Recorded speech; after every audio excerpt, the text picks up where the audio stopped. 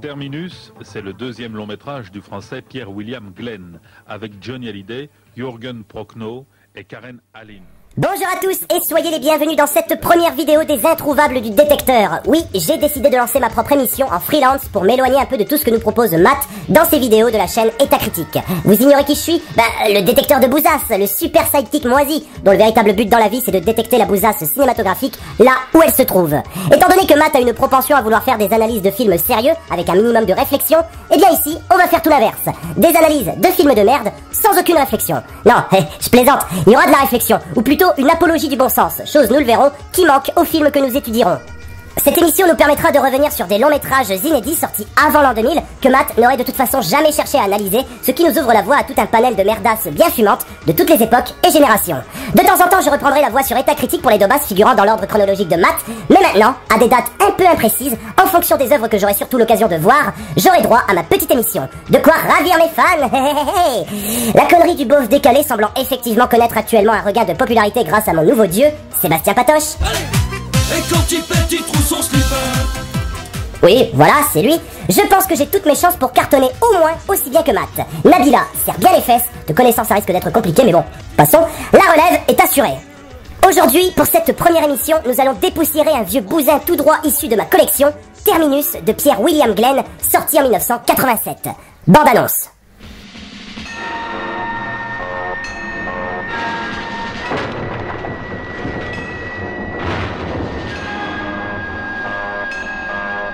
Non, monstre. Mes amis m'appellent monstre.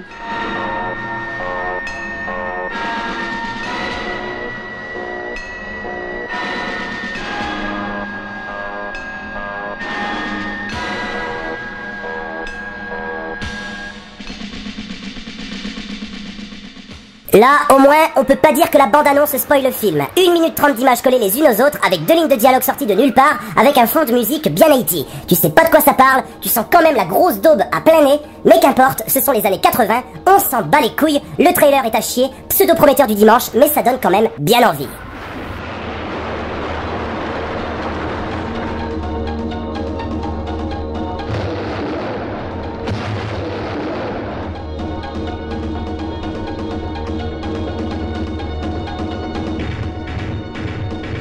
Bon alors, de quoi que ça parle cette chose? Eh ben en fait, c'est un si gros bordel scénaristique que tu comprends en voyant le film pourquoi la bande-annonce était si peu précise. Résumer Terminus en quelques images, c'est impossible. Même le metteur en scène en personne serait incapable de nous le résumer. Même Johnny Hallyday. Faisons simple, on est dans un futur post-apocalyptique. Un docteur joué par Jürgen Prochnow contrôle sous les directives d'un type nommé Monsieur, joué aussi par Jürgen Prochnow, une sorte de jeu où des camions se font des courses-poursuites à travers les villages de campagne et autres pâturages dans le but d'atteindre un checkpoint, le terminus qui débloque du pognon pour le vainqueur. On suit Gus, pilote d'un de ces camions joué par Karen Allen, Madame Jones pour les intimes, qui va mourir non sans avoir laissé les clés de son bolide à manchot, joué par Johnny Hallyday, le célèbre évadé fiscal. Voilà donc grosso merdo, il va essayer d'aller jusqu'au terminus, non sans être à son tour emmerdé par les autres camions. Ça, c'est la version courte résumée du film.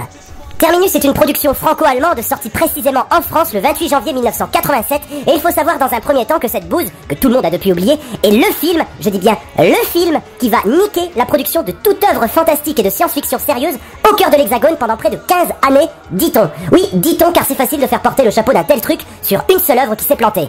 On dira juste qu'ici, les producteurs ont mouillé les couches en voyant le bestiau et que peut-être il valait mieux continuer à faire du drame intimiste bobo qui se la raconte ou de la comédie franchouillarde inexportable, le fonds de commerce du cinéma français en gros. C'est sûr que quand on voit Terminus au premier abord, on se dit qu'il vaut peut-être mieux laisser finalement le cinéma de genre là où on sait l'aborder, c'est-à-dire ici. Terminus, première réalisation de Pierre William Glenn, hautement estimé pour ses travaux en tant que chef opérateur, notamment pendant la fameuse Nouvelle Vague, qui a vu émerger des réalisateurs comme François Truffaut, Godard, Rivette, etc. Oui, la Nouvelle Vague, vous savez, ce courant cinématographique français sur lequel se branlent tous les pseudo-artistes bobos parisiens tout droit sortis d'école de cinéma hors de prix, ces opportunistes du dimanche capables de vous sortir toute la science du cinéma, agrémentés à leur sauce, évidemment, mais incapables de tenir un clap sans se coincer les doigts dedans. Désolé, fallait que ça sorte, c'est comme du pu, au bout d'un moment, il faut que ça gicle. J'en connais un qui a vite giclé, c'est Pierre William Glenn. En tant que réalisateur, on peut pas dire qu'il se soit distingué. En 1985, il réalise Les Enragés, petite daube oubliable qui puise son unique intérêt dans la coupe de cheveux de François Cluzet, en plein trip à la Billy Idol certainement.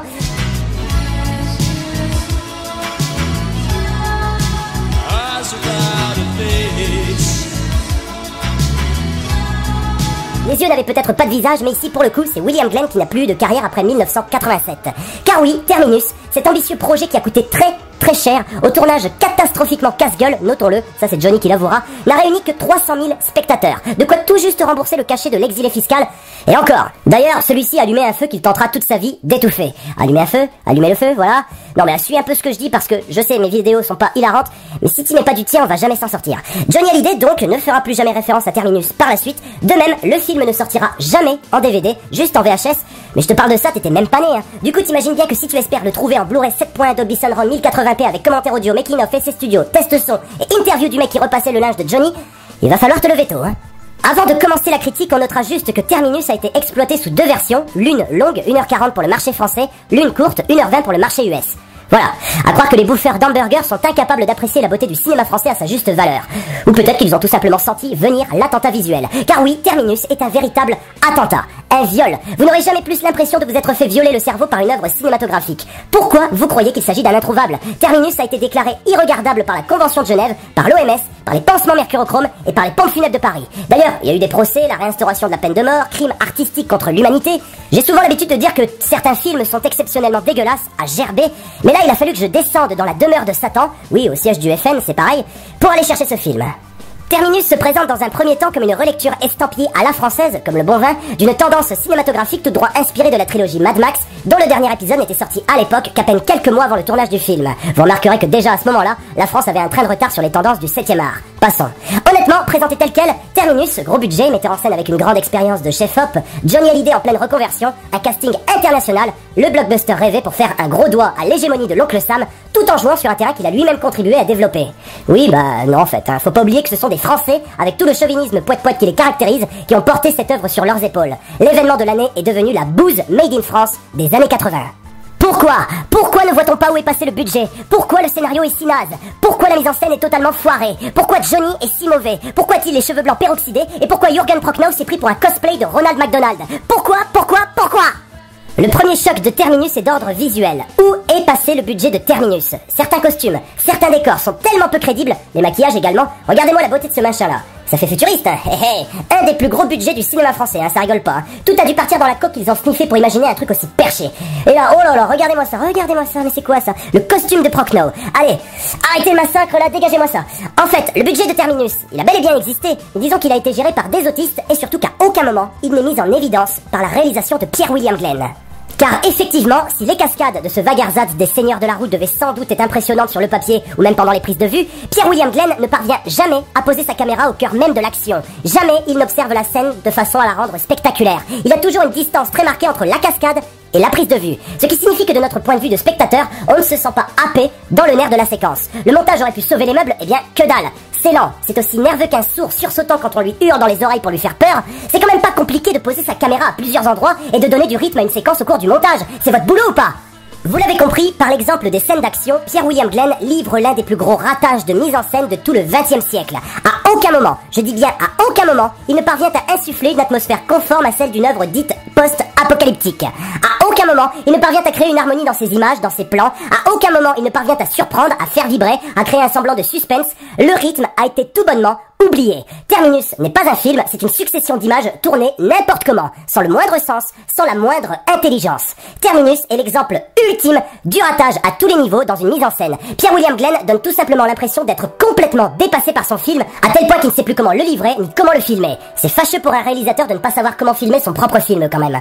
La direction artistique de Terminus confirme également la panique d'un réalisateur désespérément paumé, à tel point qu'on frise ici le ridicule le plus total. La palme d'or de la médiocrité revient à Johnny Hallyday, puisant son jeu dans l'esprit parodiquement tourmenté de l'anti-héros de base à l'américaine. Il est mauvais, vraiment, il est très mauvais. En plus de donner juste l'impression de n'en avoir rien à foutre. D'ailleurs, il ne se cachera pas dans un premier temps de cracher sur le tournage long et fastidieux du film, sur le ridicule potentiel artistico-commercial du produit, avant de ne plus jamais en faire référence jusqu'à aujourd'hui. En fait, si Johnny est si naze, c'est surtout parce que personne n'était là pour l'encadrer. Ni lui, ni Karen Allen, qui semble perdu, ni Jürgen Prochnow, qui passe quasiment de Das Boot à ça. Au réveil, le contre-coup a dû être difficile pour lui. La responsabilité vient évidemment à Pierre William Glenn pour s'être lancé dans un projet pharaonique et incontrôlable. Seulement derrière, t'as quand même une équipe, des producteurs, des techniciens, des dizaines de mecs qui à tout moment pouvaient ouvrir leur gueule et dire Eh les mecs, on serait pas en train de faire de la merde là par hasard? Au bout d'un moment, tu te sors les doigts du cul et tu annules tout. Ok, tu auras perdu du pognon, mais au moins tu ne seras pas cramé aux yeux de la profession. Les producteurs, en l'occurrence, auraient dû se ranger du côté de Pierre William Glenn et lui dire arrête 5 minutes, ton truc mène à rien, tu n'en as pas le contrôle et ça nous coûte en plus trop de pognon. Enfin, on va tout de même pas me dire que dès les premiers rushs, les mecs étaient pas conscients de la merde que serait Terminus. Moralement, si tu es du côté de ton réalisateur, tu sais qu'un tel film va détruire sa carrière, donc tu sauves les meubles où tu peux. Ici, ce n'est pas le cas, on a laissé les choses couler et le film se vautrer. Déduction, les têtes pensantes du projet, les producteurs, ceux qui ont laissé faire, ceux qui n'ont pas imposé l'annulation du tournage, sont des enculés. Hey, je suis le producteur de Terminus, et enculé avant tout. Dernier point, le pompon sur la Garonne, le scénario. Prenez Mad Max, mixez-moi ça avec la course à la mort de l'an 2000 et surtout ajoutez-y toutes les tares et délires philosophico-poète-poète inhérents à la plupart des œuvres du cinéma français. Vous savez, tout cet amas de réflexions jetées en pâture sur un écran, issus d'esprits artistiques se réclamant, pour ceux qui connaissent leur classique, de la philosophie des Lumières. Terminus propose effectivement, en filigrane évidemment, une étude sur le libre arbitre, sur l'imprévisibilité, sur le caractère parfaitement indomptable de la conscience de l'homme, notamment à travers cette volonté de vouloir remplacer les êtres humains par des clones pour maîtriser leur comportement et empêcher le chaos apocalyptique de se perpétuer ou de se répéter. Il m'a fallu 3 visionnages pour faire ressortir ce point. Les 2 premiers visionnages en étaient encore à essayer de comprendre le scénario à sa base. La philosophie comme seconde lecture du film, c'était bien de s'emparer du mot, mais il aurait peut-être aussi fallu s'emparer du sens également. En conclusion, sur un barème de notation variant de -100 à +100, j'attribue les notes suivantes à Terminus. Scénario, -17. Réalisation, -20. Performance des acteurs, -18,5. Rythme, -20. Note pour faire une note sur 100, -10. Résultat, -85,5 sur 100. Ce qui n'en fait pas le nanar ultime, mais pas loin tout de même. Évitez de le voir quand même en fin de vie, parce que si Terminus doit être le dernier long métrage de votre existence, ça fera moyen quand même en tant que cinéphile. Est-ce que tu te souviens du titre du dernier film qu'il a vu avant de clamser celui-là? Terminus. En même temps, il aurait dû se douter de quelque chose. Terminus. Et toi, c'est quoi le dernier film que t'as vu là? Terminus. Ah non. Ah non, non, non, non, non. Ah non, non, non. Nous finirons par une citation de Johnny qui a sûrement dû dire un truc du genre « Oh souvenir, souvenir, lorsque je repense à Terminus, je me vois revivre les douleurs du pénitencier. J'ai oublié de vivre, pile à cet instant. J'étais comme un dingue, un chanteur me voyant aurait pu écrire le requiem pour un fou en me contemplant. Gabrielle, la stagiaire, derrière l'amour qu'elle me portait, me conseilla de fuir. Difficile pour moi, je suis né dans la rue, tout de même. Puis merde, malgré le fait que je t'aime, j'ai fui. Je te promets de t'aimer jusqu'à la fin des temps. Continuer à allumer le feu de mes sentiments. Mon terminus à partir de cet instant, c'est ici.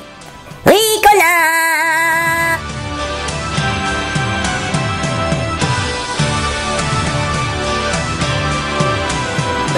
Je suis le producteur de Terminus, et enculé avant tout.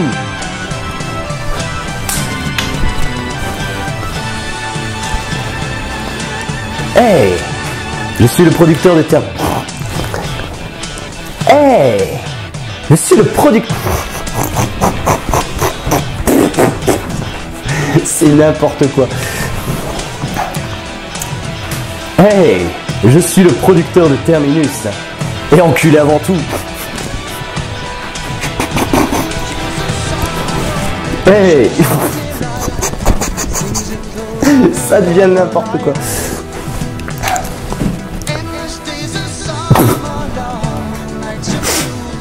Hey, toi. Hey, je suis le producteur de Terminus. Ah, tu peux pas tester. Ouais, mais n'empêche que je suis quand même un enculé. Hey, c'est naze. Non, là, c'est naze.